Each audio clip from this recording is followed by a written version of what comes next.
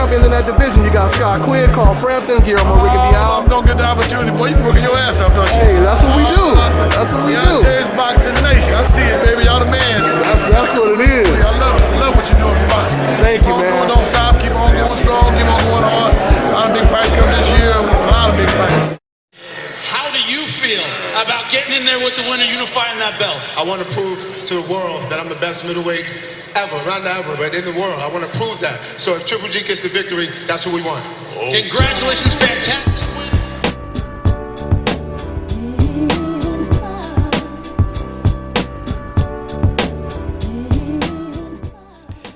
DONTAE'S Boxing Nation, what's going on, guys? Well, it looks like it's about that time, Danny. It looks like it's about that time. First things first, I want to say congratulations to Danny Jacobs. Very impressive knockout win over Sergio Mora. Let's get it straight. Sergio Mora, he wasn't a world beater. He wasn't a pound-for-pound fighter. He wasn't some undefeated prospect. But the one thing Sergio Mora is a very awkward, elusive target. Sergio Mora is so slippery. Now, on top of him being slippery, he did win the Contender Tournament, which he did very well in that tournament.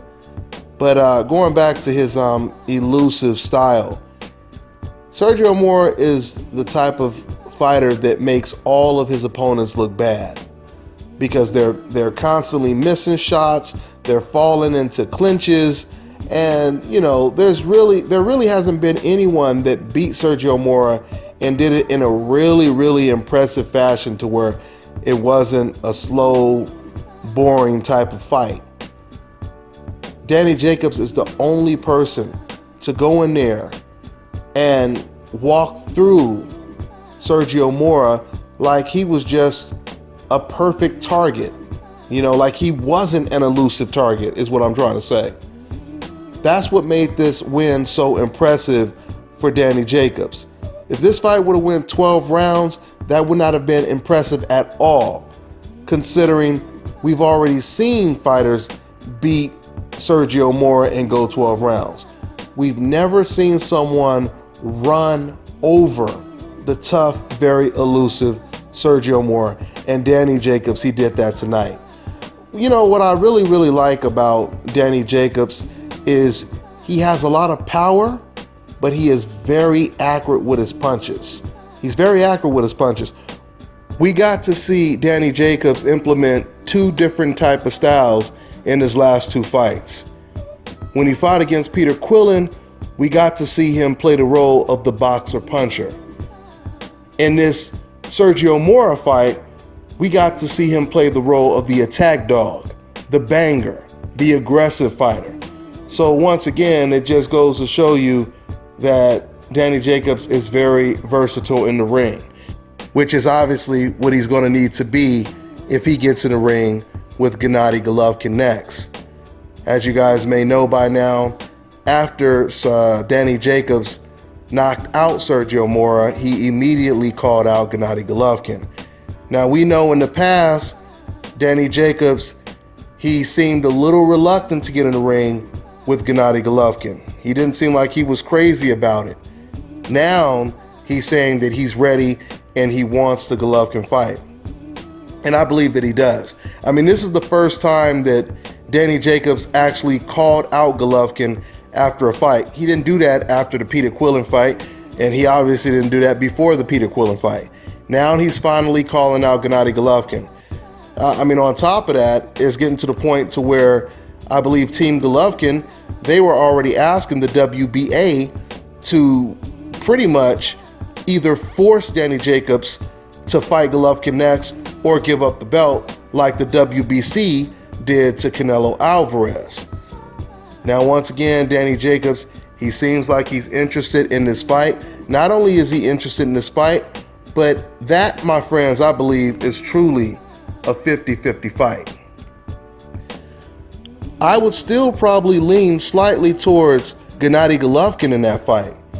But I'll tell you right now, if Golovkin beats Danny Jacobs, that would be a very impressive win and a step in the right direction when it comes to proving fans that Gennady Golovkin is not just an overrated fighter. Now, of course, Danny Jacobs, he's been knocked out before. He's not an undefeated fighter. That needs to be mentioned.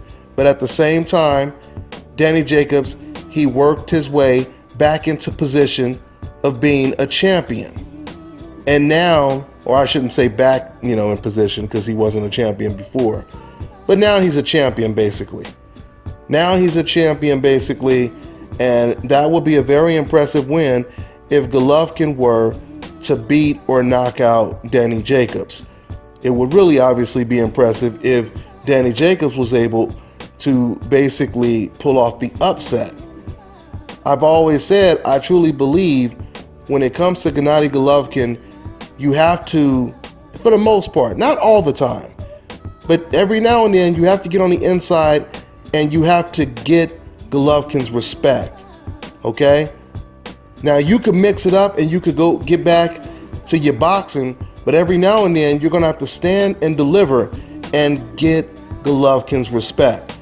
If you don't get Golovkin's respect, he will run you over. If you just backpedal, dance, his confidence goes through the roof just off of how you are reacting to what he's doing. I think Danny Jacobs, he has the type of style that can definitely test Gennady Golovkin. Because once again, Danny Jacobs, he can move around the ring and out of nowhere, while he's moving away from you, like we seen in the Peter Quillen fight, out of nowhere, catch you with a punch you don't see and knock you out. That's the type of power that Danny Jacobs possesses. I mean, looking at Danny Jacobs and looking at Gennady Golovkin, I would not be surprised if their power was pretty much the same. On a scale of 1 to 10, it may be Golovkin at a 10 and Jacobs at a 9. But once again, we're looking at things from the outside, so who knows? Who knows? It may be a 10 and a 10. For all I know, Danny Jacobs, he can hit just as hard as Gennady Golovkin. So that is going to be a very, very intriguing fight. Hopefully, it gets made if Golovkin gets past Kell Brook, which a lot of people believe that he will. But I don't know, man. I mean, we have upsets every year. And the question is, what's going to be the biggest upset this year? It could be Liam Smith Canelo. It could be Golovkin Kell Brook. It could be Roman Gonzalez versus, Quadras.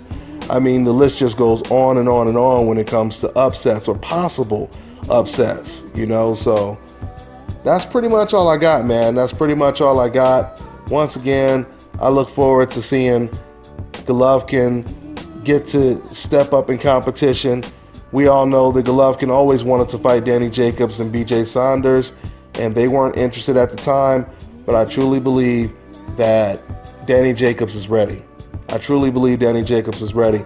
And something Kell Brook said, and I completely agree, and I believe it to a T.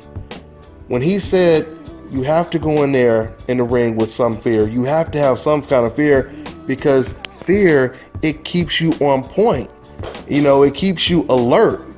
You go in there with no fear, you go in there with just straight confidence that you'll beat the guy and there's nothing he can do to you. That's usually how you leave yourself wide open and get knocked out. So I say that because I believe that if Danny Jacobs were to fight Gennady Golovkin, he would go in there with that necessary fear that you need going in the ring with a monster like Gennady Golovkin. And once again, I truly believe that's a 50-50 fight.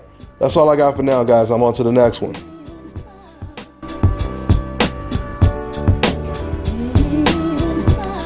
Hi, you're watching Dante's Boxing Nation.